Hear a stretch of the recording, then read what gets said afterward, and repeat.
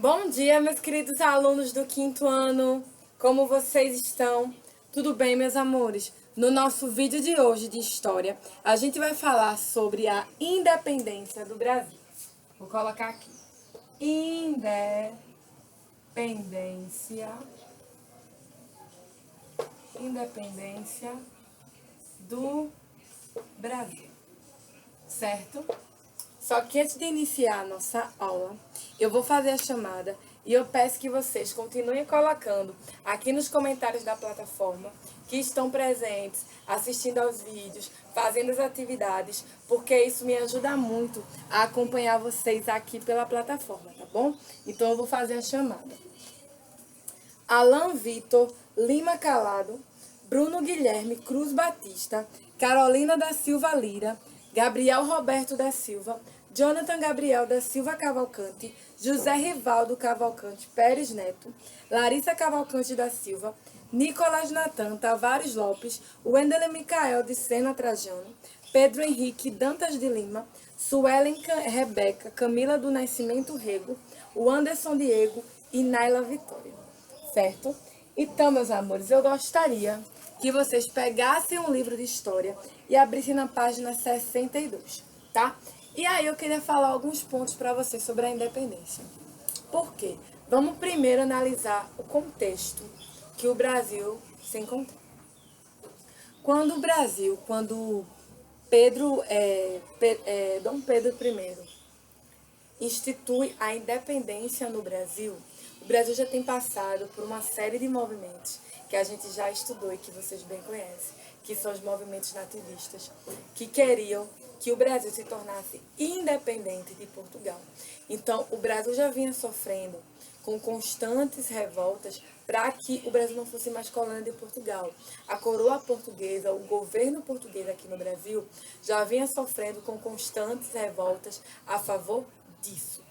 E eu costumo dizer que quando Dom Pedro I institui a independência do Brasil, ele não tinha mais saída, porque a situação do governo português para conseguir controlar o Brasil já estava insustentável. E a única saída que ele tinha era, de fato, proclamar a independência. Tanto que no nosso assunto passado, que a gente falou sobre a vinda da família real para o Brasil, onde quando Dom João VI ele volta para Portugal, ele é obrigado a voltar para Portugal, ele diz ao filho que ele só aceita que o Brasil se torne independente, que o Portugal perca o domínio do Brasil, se for para Dom Pedro I, seu filho. Então, daí a gente já percebe a situação que o Brasil se encontra. Mas aí vamos fazer algumas observações na leitura aqui da página 62. Olhem só. A independência do Brasil, no dia 7 de setembro de 1822, foi um dos acontecimentos mais importantes da história do nosso país, marcando o fim da dominação de Portugal sobre o território brasileiro. Com a volta de Dom João VI a Portugal, Dom Pedro, seu filho, permaneceu no Brasil como príncipe regente. Muitas dificuldades foram enfrentadas por Dom Pedro desde o começo do seu governo. Como seu pai, Dom João VI, havia levado todo o dinheiro dos cofres do Banco do Brasil para Portugal, praticamente não existia dinheiro. A situação econômica era péssima.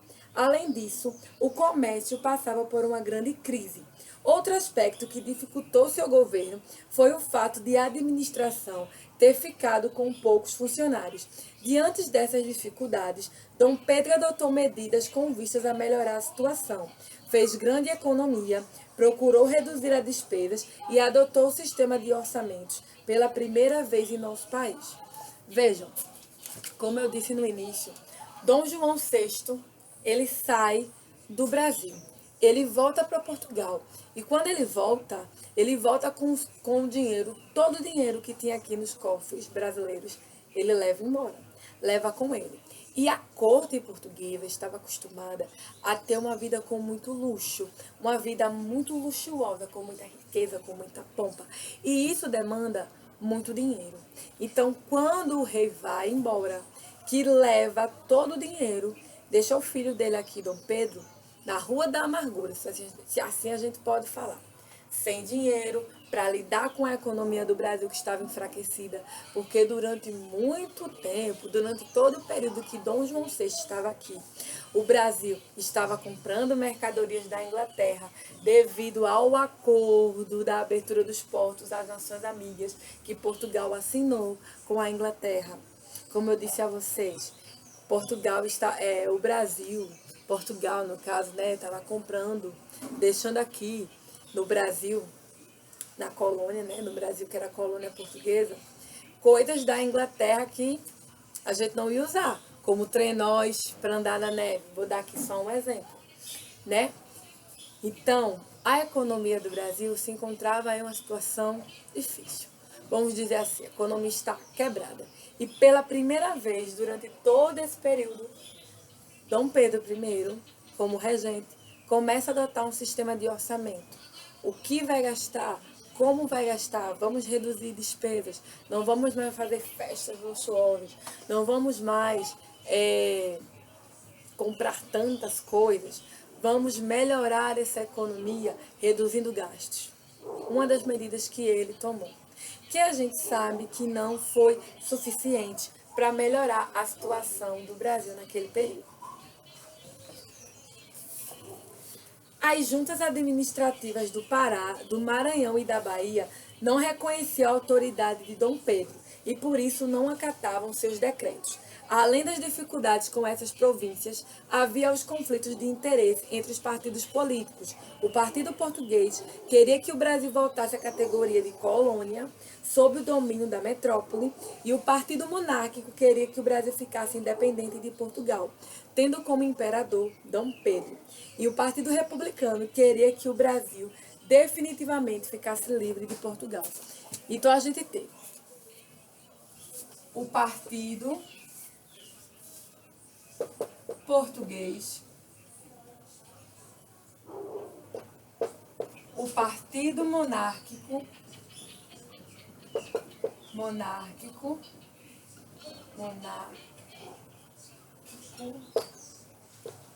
e o Partido Republicano.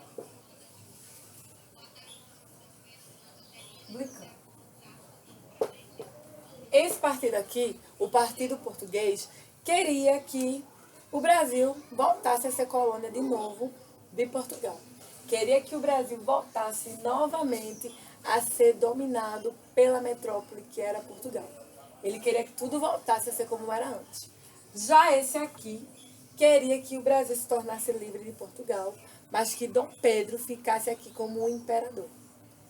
E já o Partido Republicano queria que o Brasil, de uma vez por todas, ficasse livre de Portugal. Não queria mais nada, não queria nada com Portugal. A corte portuguesa, com o regresso de Dom João VI a Portugal, deu início à política que buscava transformar novamente o Brasil numa colônia. Em 1821, por exemplo, a corte portuguesa aprovou um decreto em que declarava a independência de todos os governos provinciais. Nessa situação, Dom Pedro praticamente passava a ser o governador do Rio de Janeiro. No final desse mesmo ano, novas ordens vieram de Portugal. A extinção do poder central e a exigência do retorno de Dom Pedro a Portugal com a finalidade de completar seus estudos para um dia ocupar dignamente o trono português. No Brasil, tais ordens causaram indignação geral. Entretanto, Dom Pedro parecia hesitar. Então os patriotas iniciaram um movimento para que o príncipe regente não cumprisse as medidas propostas por Portugal. Aderiram a este movimento muitas representações das províncias que pediam a Dom Pedro que permanecesse no Brasil sem acatar as ordens vindas de Lisboa. O movimento foi tão intenso que em poucas horas a mensagem do Senado da Câmara, assim era chamada a atual Câmara Municipal do Rio de Janeiro, recolheu 8.000 assinaturas que foram solenemente levadas ao príncipe. Uma coisa que eu quero dizer a vocês aqui era que Dom Pedro, ele era visto com bons olhos pelos colonos brasileiros, né? Dom Pedro, ele tinha o apoio do povo, gostavam de Dom Pedro. se assim eu posso falar, né? O apoio do povo, gostavam dele. Depois de alguma hesitação, Dom Pedro autorizou que divulgassem seu pensamento da seguinte forma: como é para o bem de todos e a felicidade geral da nação, estou pronto. Diga ao povo que fico. E esse decreto ficou conhecido na história como Dia do Fico. Deixa eu apagar aqui. Esse decreto aqui, ó, ficou conhecido na história como Dia do Fico. Tá? Que ocorreu, meus amores, no dia 9 de janeiro de 1822. 9 de janeiro de 1822. Tá? Assim, houve muita festa por causa da decisão de Dom Pedro, já que era um grande passo para a independência. Por quê, gente? Dom Pedro, ele estava recusando todas as exigências de Lisboa. Ele estava indo contra o governo português. Então, isso já era um passo da independência do Brasil, que estava por vir logo mais. Tá? Então, mesmo depois de Dom Pedro permanecer, né, aqui no Brasil, ele tomou várias províncias em favor da independência, sempre sendo orientado por José Bonifácio. Foi oferecido a Dom Pedro, pela Câmara, o título de defensor perpétuo do Brasil. E outros acontecimentos ainda ocorreram. A Assembleia Constituinte foi convocada. Todas as tropas portuguesas que chegavam ao Brasil eram consideradas inimigas e havia uma luta na Bahia contra os soldados do general Madeira, certo? E após uma análise da situação no Brasil, foram encaminhados a Dom Pedro despachos vindos de Portugal e carta de José Bonifácio e de Dona Leopoldina, princesa regente, que chegaram às mãos de Dom Pedro no dia 7 de setembro de 1822, às margens do riacho Ipiranga. Ao ler os decretos e as cartas, Dom Pedro percebeu que chegava a hora de agir. Nesse momento, voltou-se para a comitiva e a guarda que estavam diante deles e disse: Camaradas, as cortes de Lisboa querem mesmo escravizar o Brasil. Cumpre, portanto, declarar já sua independência. Estamos definitivamente separados de Portugal. Prosseguiu erguendo a espada e falando solenemente: independência ou morte. Certo? E esse processo de independência do Brasil ocorreu no dia 7 de setembro de 1822, a independência do Brasil.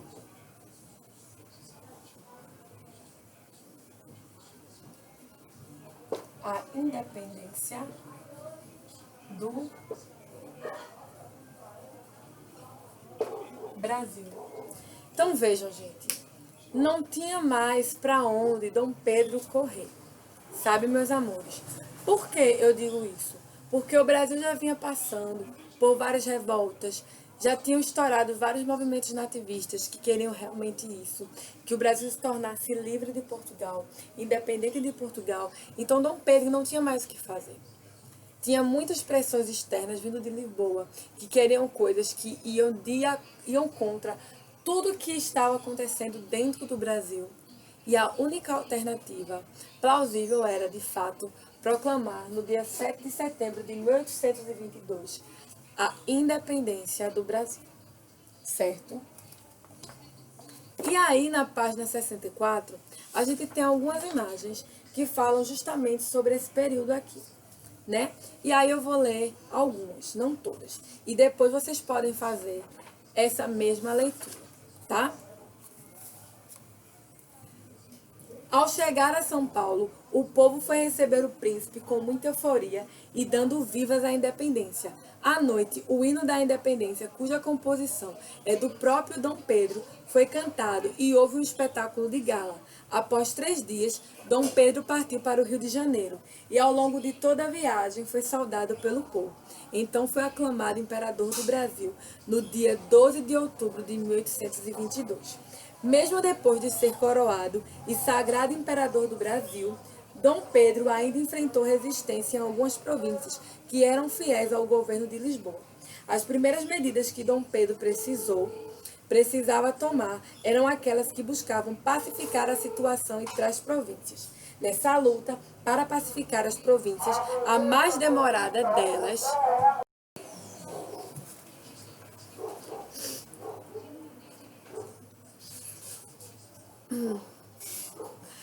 E nessa luta, meus amores, para pacificar as províncias, a mais demorada delas foi na Bahia, contra as tropas do general Madeira, já que este dispunha de navios e muitas tropas. O general conseguiu resistir por alguns meses, mas foi obrigado a partir para Portugal, quando o porto de Salvador foi bloqueado pela esquadra do almirante Crochane, que também venceu a resistência lusitana no Maranhão. No Pará, a resistência lusitana de Portugal, no caso, foi vencida pelo capitão Grenfell. Ainda havia resistência, localizada em Montevidéu, na província Cisplatina, que só foi vencida em 1823. Mesmo com as derrotas, Portugal só reconheceu a independência do Brasil em 1825. Então, veja, o Brasil foi proclamado independente em 1822, mas Portugal só reconheceu de fato a independência do Brasil em 1825. 3 anos depois, certo?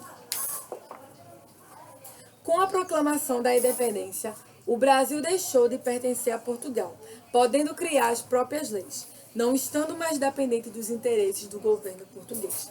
O Brasil passou a ser uma monarquia, forma de governo em que o poder é exercido pelo rei ou imperador. Então, vejam, vamos fazer uma análise aqui comigo. O Brasil, ele se tornou independente de Portugal, correto?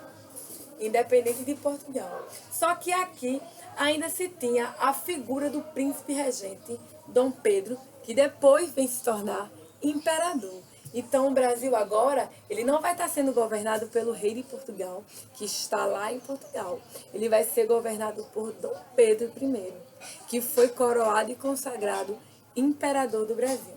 E na minha visão, o Brasil ainda não está totalmente independente, porque há ainda a presença de uma pessoa da Casa Real de Portugal, que é Dom Pedro, né, como governante do Brasil. E essa situação, tá, vai ganhar foco de ainda se ter alguém governando o Brasil, que é da Casa Real Portuguesa, quando a gente estiver estudando o final do período imperial, o final, né, desse período, que vai encabeçar com o final também do Império do Brasil, com revoltas que vão desencadear uma república que a gente vai ver mais para frente. Lembra que eu disse a vocês que existiam 3 partidos aqui no Brasil? O Partido Português, né, que queria que o Brasil voltasse a ser colônia de Portugal. O Partido Monárquico, que queria justamente isso que aconteceu, né? E o Partido Republicano, que queria que o Brasil não tivesse mais nenhuma ligação, nenhum representante português governando o Brasil. E quando acaba o período imperial, o período monárquico, e que o Brasil vai para o período republicano, é que a gente vai ver em ênfase o que a presença de um representante da coroa portuguesa como governante do Brasil afeta, tá? Então vejam, como atividade de casa, vocês vão fazer a página 65 e a página 66, tá? Eu peço que vocês leiam, né, a página 62, a página 63 e a página 64. Eu fiz a leitura de alguns pontos importantes para complementar as minhas falas, e aí vocês podem ficar à vontade para ler o textinho, tá? E aí vocês vão fazer a página 65 e a página 66, falando justamente sobre esse processo de independência do Brasil de Portugal. Tá certo, meus amores? Então, qualquer dúvida, coloquem aqui nos comentários da plataforma, tá certo? Eu espero que vocês tenham gostado do vídeo. Tenham um bom dia, tá certo? Um beijo para todos, um cheiro. E até amanhã, se Deus quiser, com mais um vídeo. Tchau!